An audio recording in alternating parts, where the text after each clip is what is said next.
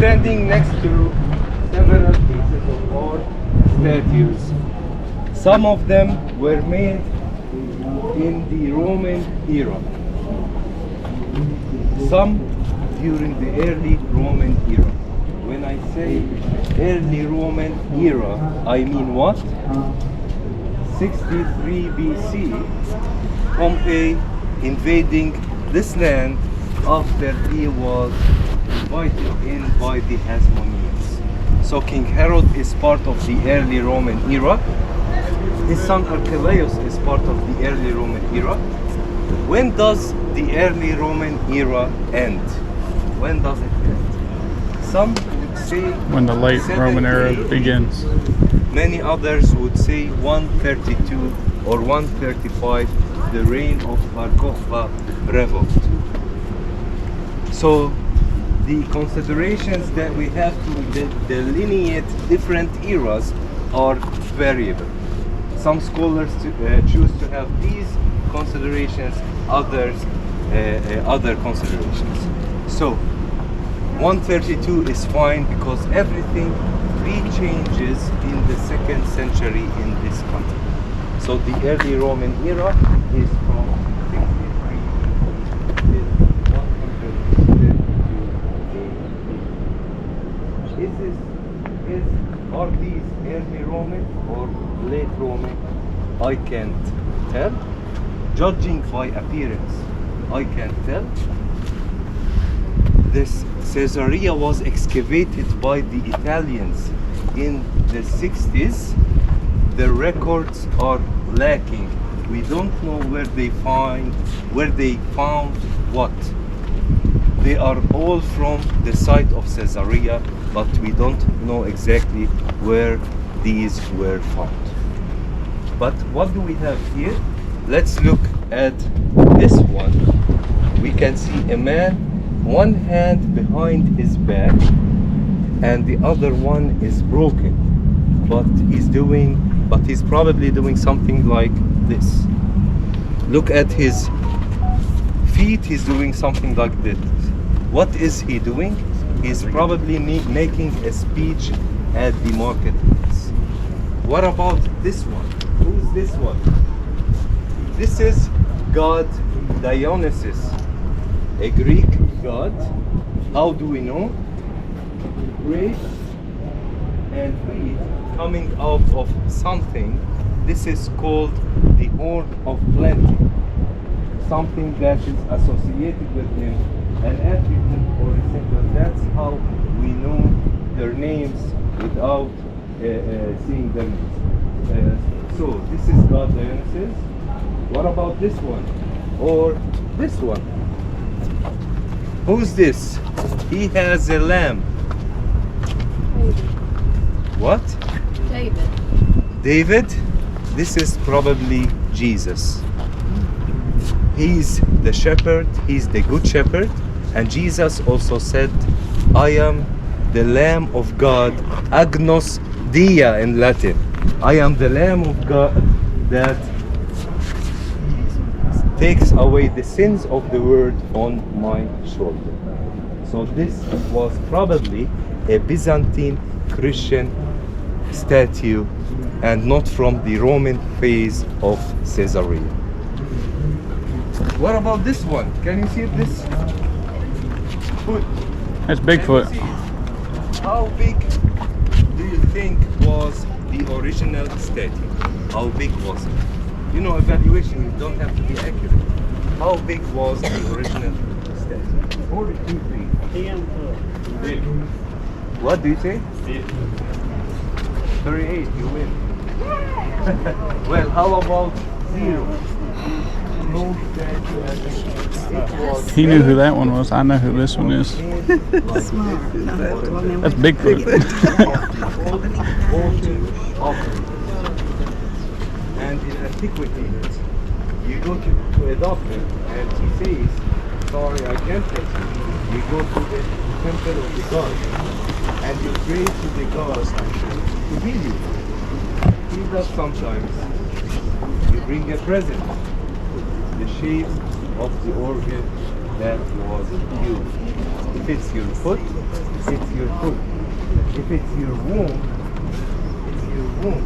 In these we found hundreds of wombs from other places. If it's another part, like this one over here, indeed you bring this to your pagan god. This is a present, this is a gift. This comes, of course, with a nice donation to a priest. This is part of the publicity. Such a place scales. You see many ex-votos. The Latin word is ex-voto. Voto comes from ex-voto, which means I promise, if you hear me, I will drink something. So, ex-voto. You'll see many ex-votos. Alright, this god is efficient. Let's go. And again, it comes to the so a small group of statues that can teach us about different cultures in Caesarea, teach us about Roman Caesarea, Byzantine Caesarea, and Mediterranean.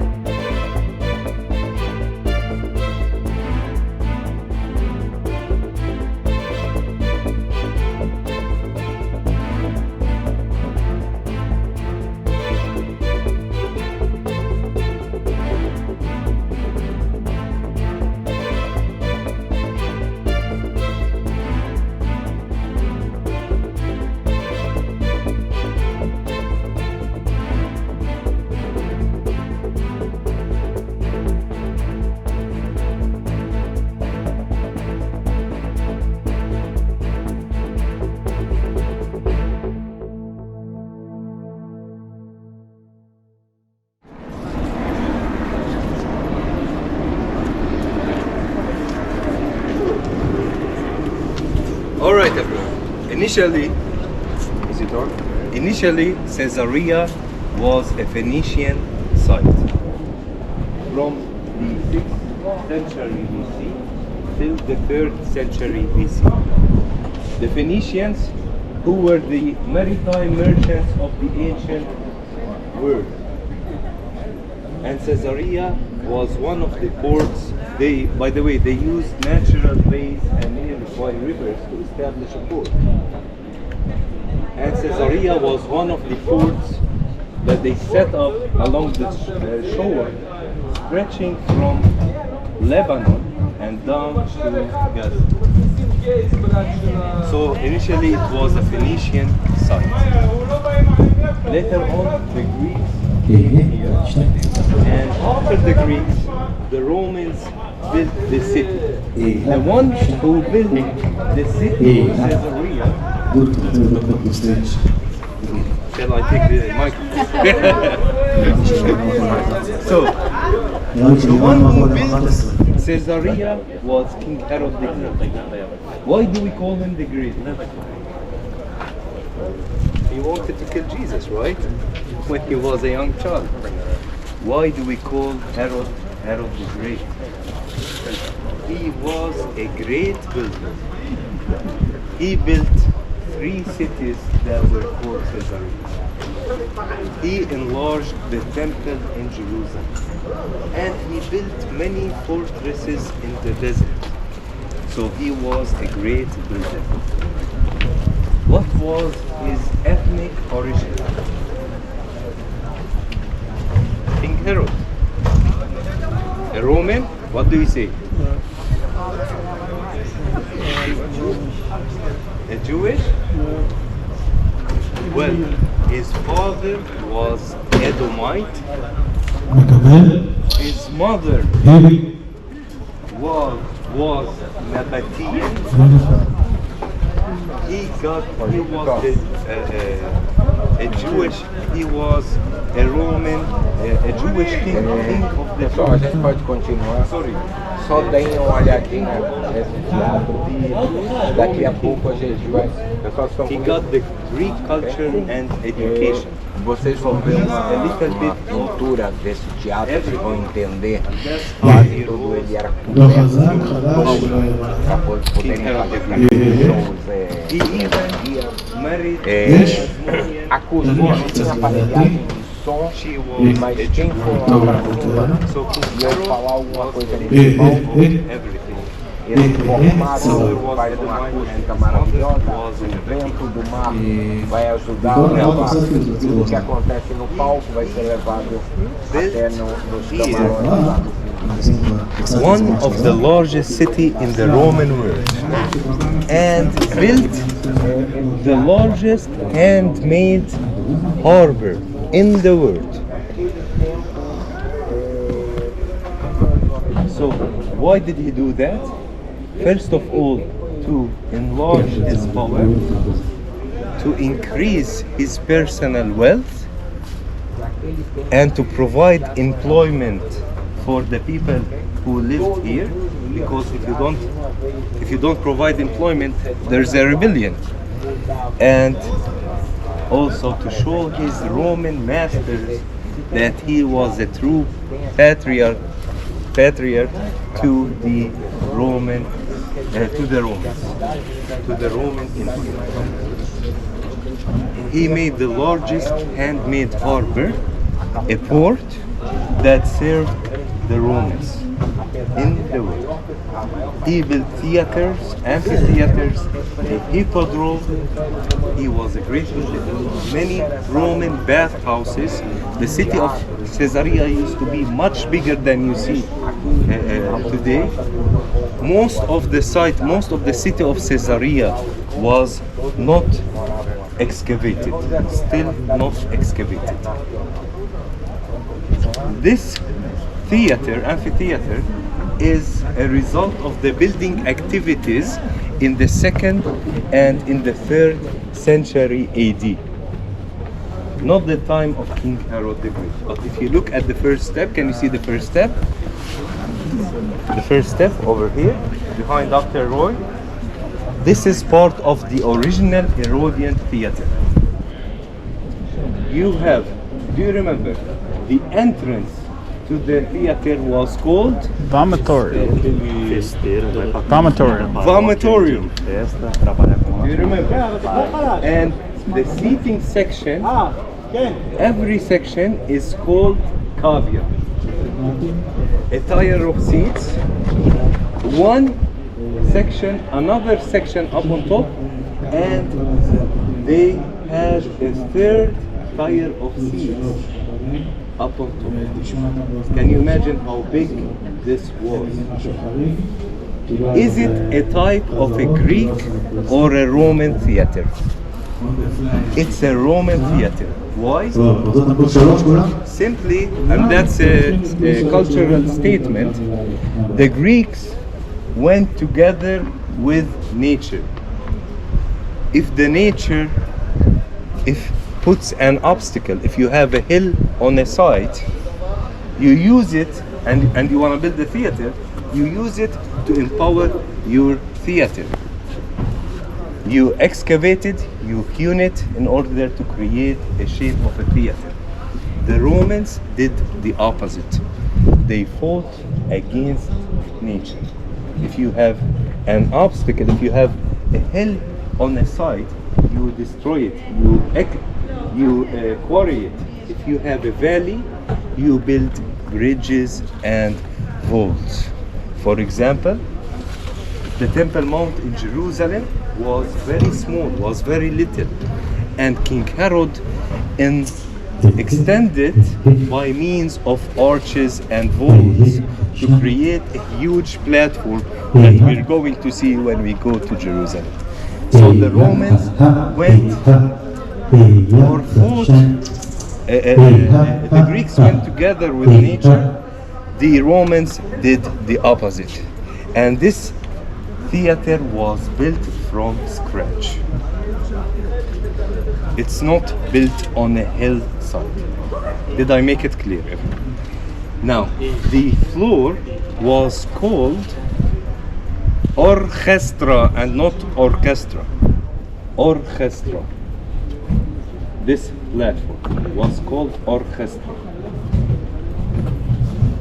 And the original floor, the Herodian floor, was paved with what? Unlike this one, which is paved with marble. This is from the 2nd and the 3rd century BC, but it was plastered. How do we know? We actually found it 1 meter below this floor. And plaster, you have to change it it's very fragile. You have to change it every once in a while. Indeed, we found 14 layers of the original floor. It was plastered. And the stones, by the way, this is the largest theater in Roman world in this country. This is the oldest, and this is the largest. Can you see the seats, which is made out of stones, ugly stone? How come? Romans used to build only beautiful things. It was also plastered. What about over here? If you sit up there, would you see the sea, the Mediterranean Sea? No, you will not see the Mediterranean Sea. Why? Because they built a high backdrop behind there. This is called Skena. Behind the Skena, so that people wouldn't be distracted.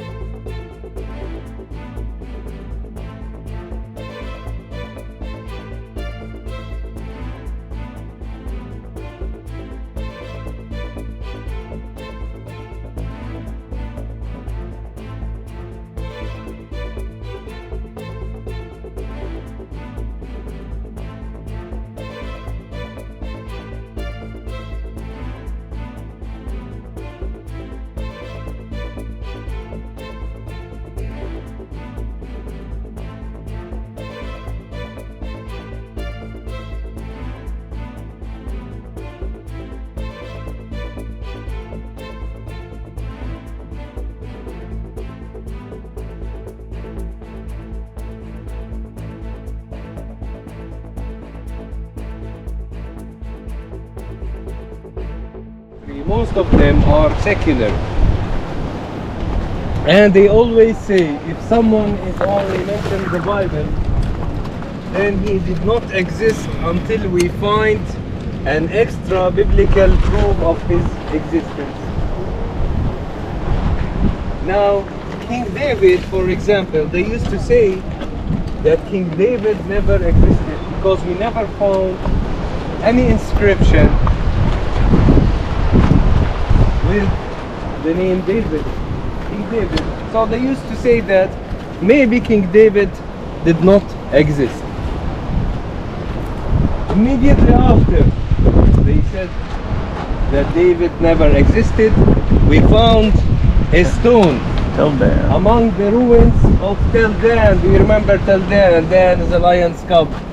So among the ruins they found a stone, and it is written, I have defeated the house of David.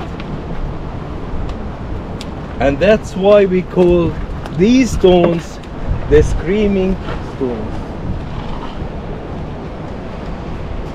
Now, and every ruler or who ruled in this country, every emperor who ruled in this country, they used to make coins, mint coins, and they used to write their names on these coins and their pictures.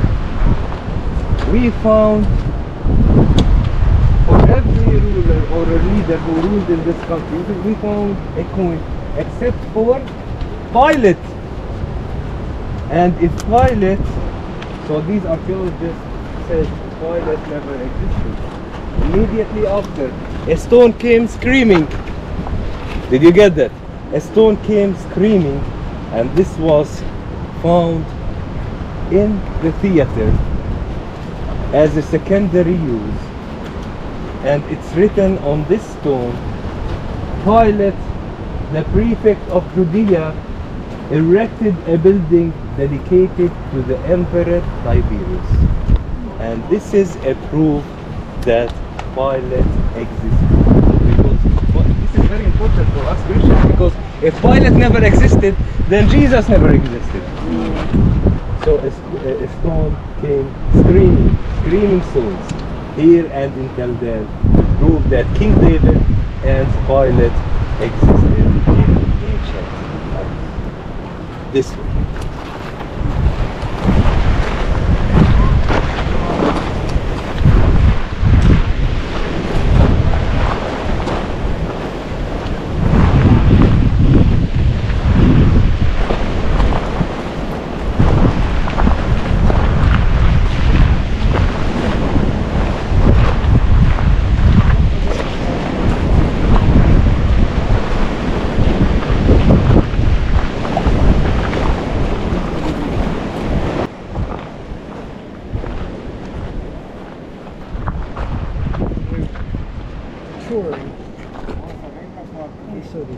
Yeah. When we were touring, And no water. we were still doing some archaeology.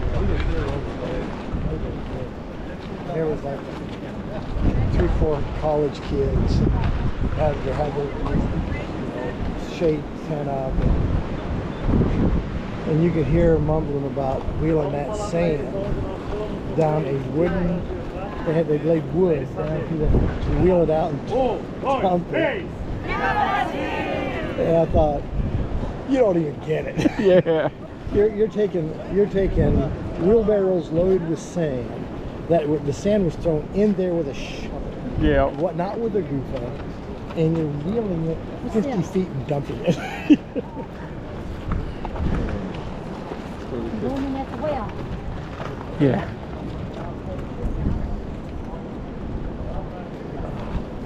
Them goofers, those are torture. When your dad and I were starting to do the thing at school, I found some. Oh yeah. Ordered them. We've got half a dozen of them, and they are the real deal. Oh, where did you order them from? Why Caesarea is very important to Christians.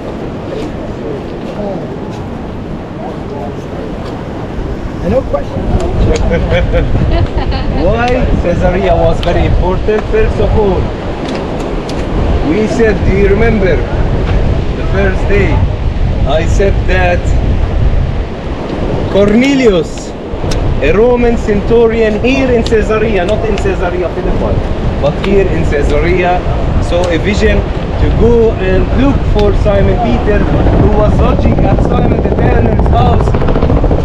Simon the tanner's house in Joppa. He sent his men. Simon Peter came, met Cornelius, baptized Cornelius, his family, and many others. The first Gentiles to become Christian was here in Caesarea. And the second thing is that Paul was imprisoned here in Caesarea before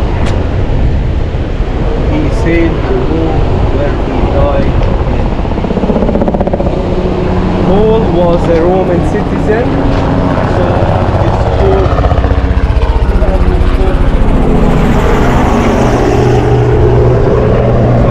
was imprisoned here in Caesarea. Cornelius, what can we see here? And of course the stone, the screaming stone. What do we have here? This is Freshwater a stone. palace. We have two palaces here built by King Herod. The upper palace and the lower palace. The lower palace went into the sea about 100 or 200 meters. He built it in the sea, and with a huge or a big freshwater swimming pool. This was a swimming pool. The Mediterranean Sea is salty water. He brought fresh water from Mount Carmel through the aqueduct, by the aqueduct, to his swimming pool and the Roman bathhouse, and many people lived here. They needed fresh water. Can you imagine?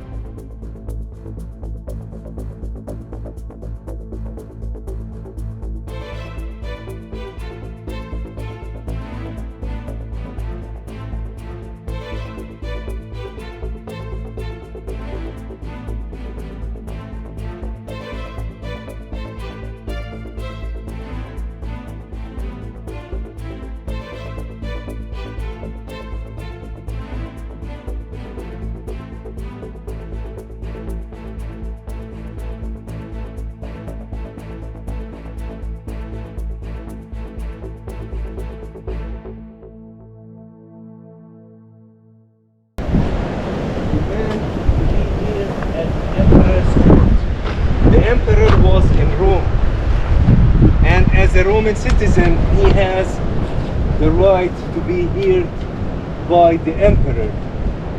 So he was imprisoned in Caesarea, and the emperor was in Rome, and that's why they took Paul from here, sailed to Rome, where he was executed. But what do we see here?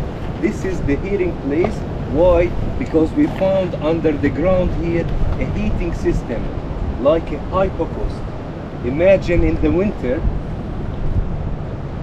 sitting here all day to judge people, you need an underground heating system, just like in Bechen, we saw the bathhouse. So we found this is the floor gets heated here, and that's why we believe, we're not sure, but that's why we believe that this was the hearing house. This one.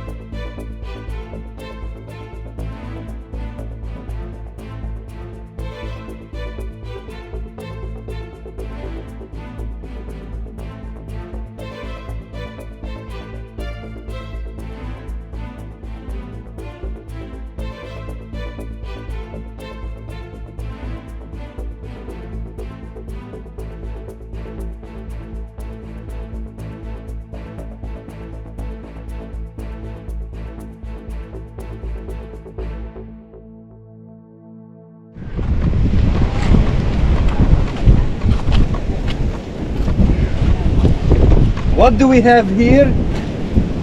Hippodrome. This is a hippodrome, horse races.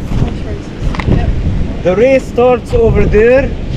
This is one turn, goes all the way back, and another turn and come back like this. Ahead of us, over there, a pagan temple. Before the race starts, they used to go and pray to the pagan god. This is also where gladiators fought. Alright? So a hippodrome also built by King Herod the Great. What we are going to do right now, you can go down to the sea, touch the water. Do you need 10 or 15 minutes? go back to the bus. 15 minutes if you want to use washrooms on your way out.